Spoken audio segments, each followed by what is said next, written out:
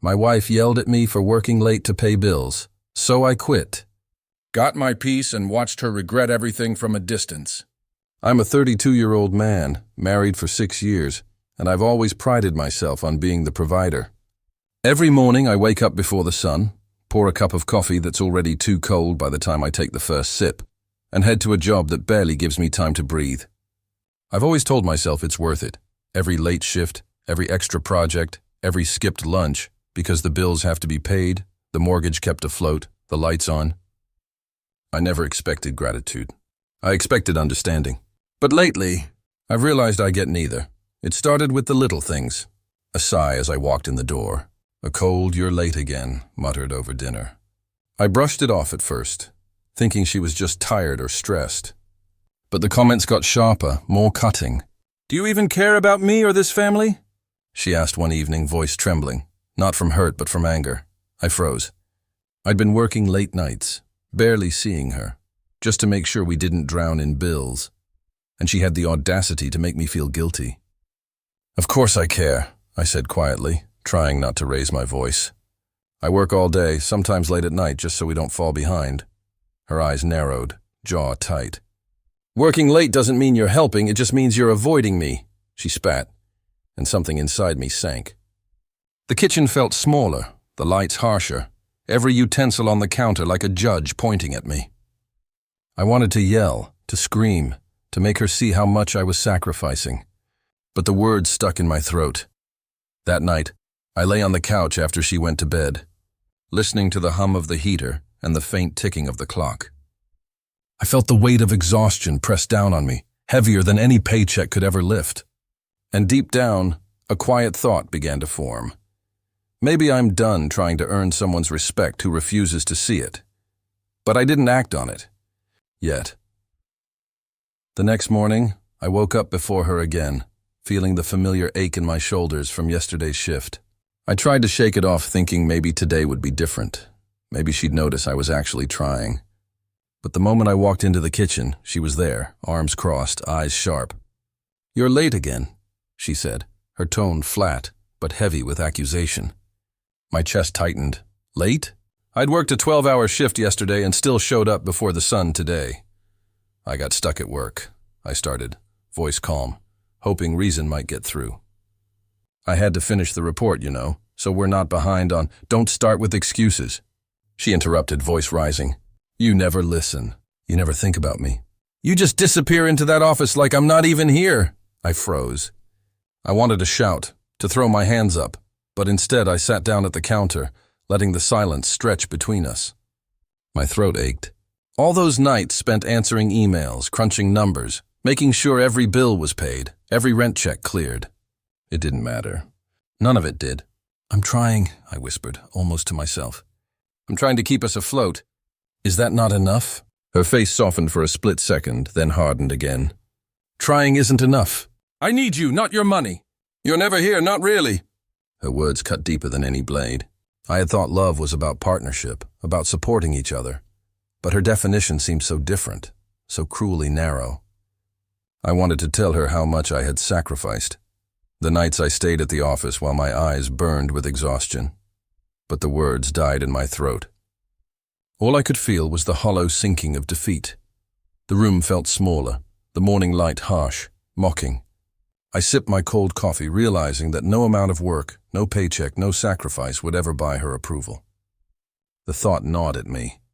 Am I living for her, or just surviving her wrath? And as she stormed out to run errands, slamming the door behind her, I sat there in silence, wondering how much longer I could take this. After that morning, something inside me shifted, though I didn't recognize it at first.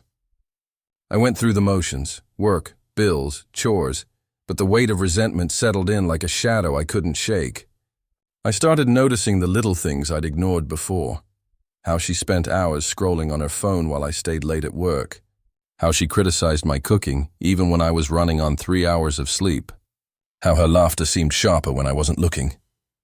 Every sigh, every glance, felt like a silent accusation. I tried to talk to her about it once, cautiously, choosing my words like fragile glass. "I feel like I'm constantly running and still failing you," I said softly, hoping for understanding. Her response was sharp, almost dismissive. "You're just making excuses again. Maybe you're just not cut out for this marriage." Her words left me hollow, the kind of hollow that gnaws quietly at your chest long after the conversation ends. I began to wonder if any of my efforts mattered. I cooked dinner in silence, listening to the hum of the oven and the faint dripping of the sink, thinking about how I'd spent years bending, sacrificing, proving myself. And for what? Even friends began noticing the change. "You're not yourself lately," one said, concern etched in their tone. "Something's eating at you." I smiled weakly, nodding, because how could I explain it? That after 6 years of giving everything, I was left feeling invisible, unappreciated, constantly scrutinized. By the end of the week, my quiet resentment had become a dull, persistent ache. I started keeping mental notes, cataloging every slight, every accusation, every cold glance. My mind replayed arguments, my chest tightened, and a bitter realization settled in. I can't keep sacrificing myself for someone who refuses to see me. That night, I lay awake on the couch, listening to the house settle around me, the creak of floorboards, the hum of the refrigerator, the distant traffic outside. It should have been peaceful, but my chest ached with tension. I stared at the ceiling, wondering just how much longer I could endure being unappreciated, feeling trapped in a marriage where my worth was invisible. And as the faint light of dawn crept through the blinds, I realized something. I could keep surviving, or I could do something about it. But what exactly that something was, I didn't know yet.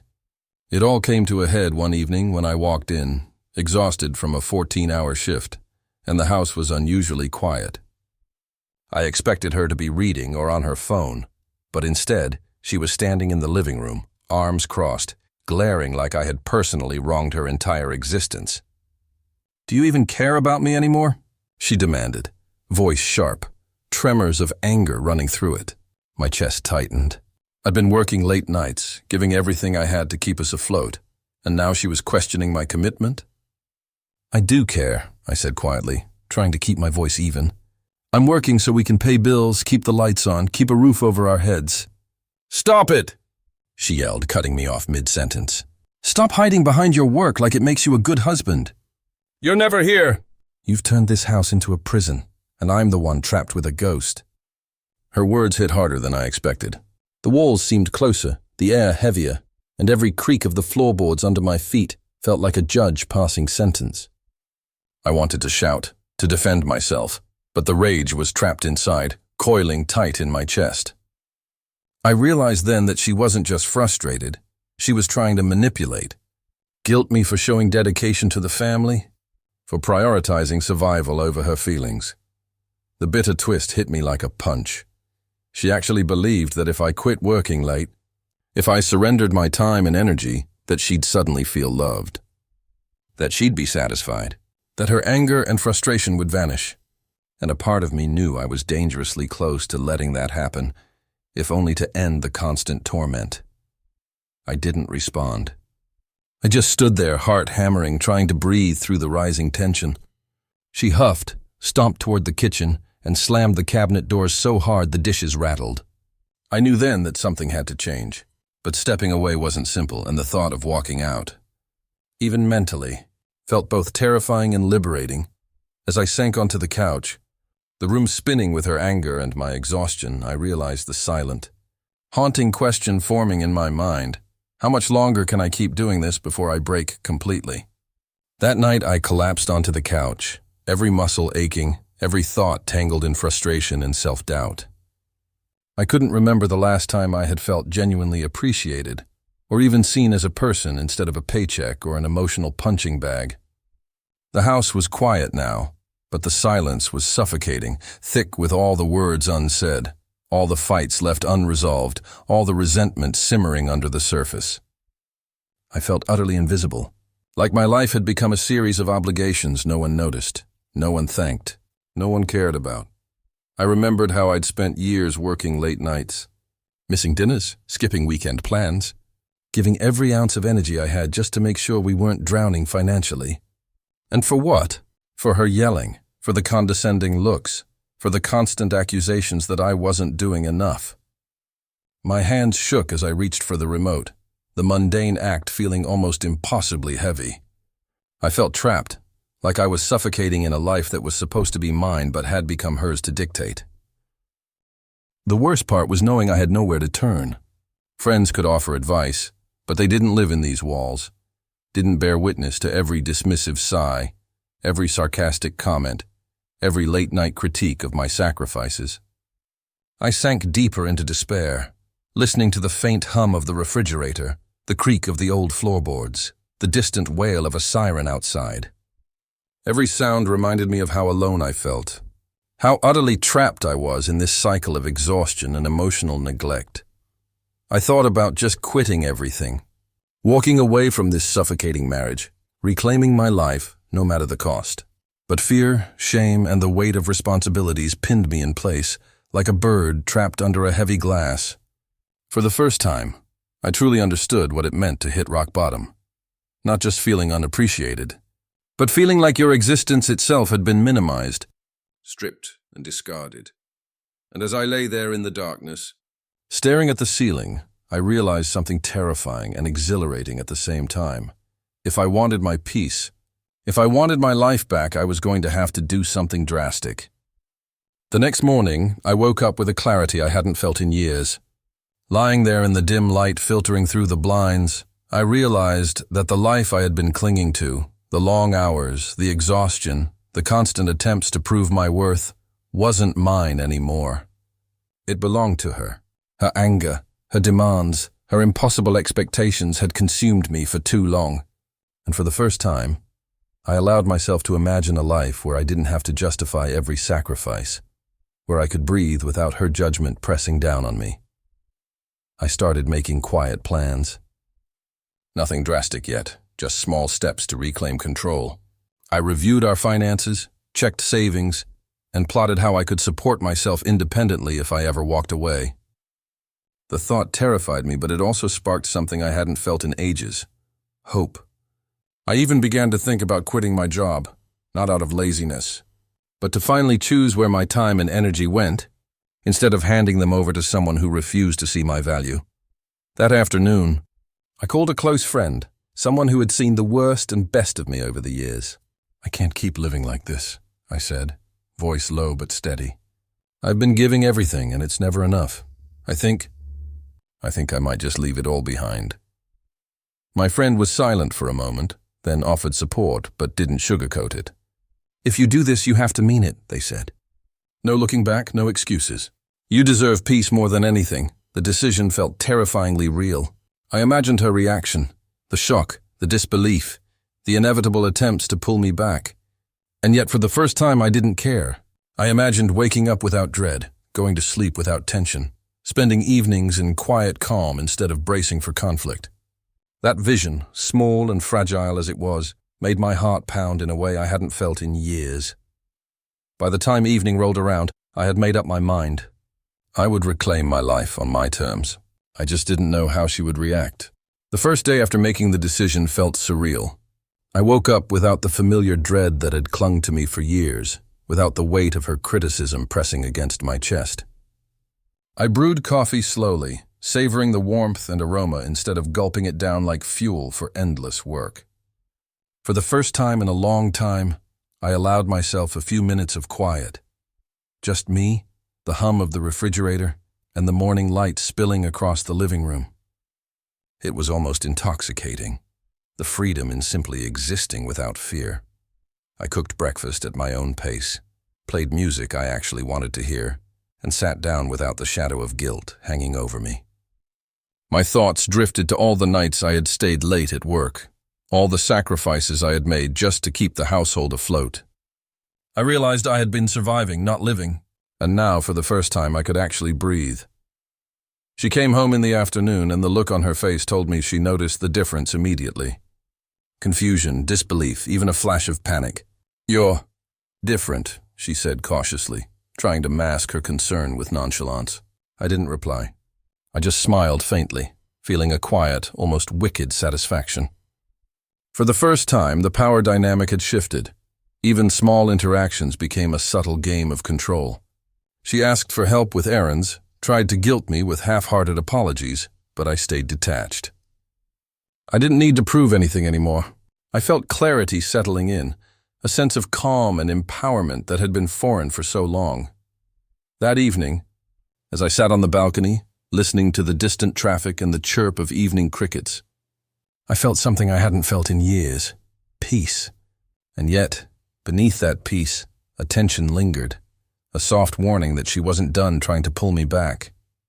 I smiled faintly to myself, knowing that the real test was coming, because freedom was exhilarating. But she wasn't going to let it go quietly. It didn't take long for her to notice the shift. At first, it was subtle: hesitant questions about bills, casual mentions of plans she wanted me to attend, the occasional sideways glance that lingered too long. I didn't respond the way I used to. I wasn't rushing to fix her mood or calm her temper anymore. I just observed quietly, letting the distance grow between us like a slow, undeniable tide. She started trying to negotiate. "Maybe we can talk tonight?" she asked one evening, her voice softer, tinged with uncertainty. I nodded politely but stayed silent, letting the pause hang like a mirror reflecting all the times she dismissed my efforts. My chest swelled with a strange mix of satisfaction and melancholy. I had finally reclaimed myself, but part of me still mourned the relationship that could have been, if only respect and appreciation had existed. The first real signs of her regret hit me like a cold gust.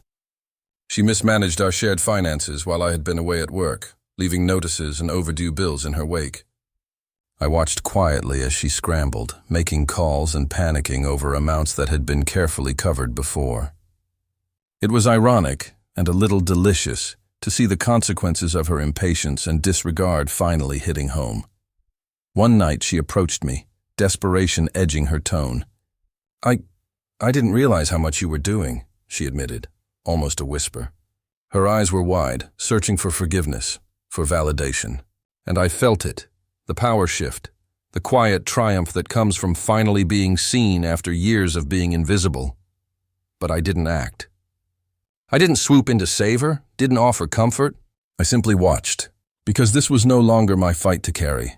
The realization settled in deep. She had created this mess herself, and now she had to face it. As I closed my laptop that night, the glow from the screen reflected her anxious pacing in the kitchen. The calm I had fought so hard for was mine, but the storm she was in was only beginning, and I couldn't help but smile quietly to myself, knowing she was starting to understand the cost of her actions. The next few days were surreal. I had never seen her like this, panicked, frantic, constantly checking bills, double-checking statements, making frantic calls to creditors. The reality of her own mismanagement had hit hard, and the power she once wielded over me had crumbled entirely. Every time she glanced in my direction, there was a flicker of desperation, a silent plea for help, and for the first time, she realized I wasn't coming to fix her mistakes. Then came the shocking reveal that pushed the tension even further. I discovered that she had been secretly dipping into my savings to cover her overspending, funds I had worked late nights and skipped weekends to save. My stomach sank at the betrayal, but instead of exploding, I felt a cold, controlled rage. She had accused me of being absent, of prioritizing work over her, and here she was, draining the very security I had built for both of us. When I confronted her, she stammered, trying to justify it with weak excuses. "I didn't think you'd notice. I needed it," she mumbled, avoiding my gaze. I could feel the old fear, the old drive to defend and salvage things bubbling up, but I forced it down. I stayed quiet, letting her squirm under the weight of her own guilt. Every day after that, I watched as the consequences of her actions spiraled. Payments were missed, calls from creditors grew more aggressive, and the stress she had long dismissed now consumed her completely. And all the while I remained distant, detached, my mind free from the constant anxiety that had once ruled my every thought. Sitting in the living room one night, I listened to her pacing above, the occasional sharp intake of breath, the muttered curses under her breath. For the first time I felt truly untouchable, untangled from the chaos she had created. And as the night stretched on, I realized just how different things had become. But I also knew one thing for certain. She still didn't fully understand the price of her actions, and the real reckoning was yet to come. By now, the house felt different. I walked through it with a calm I hadn't felt in years, while she moved around like a storm, frantic, panicked, desperate for answers.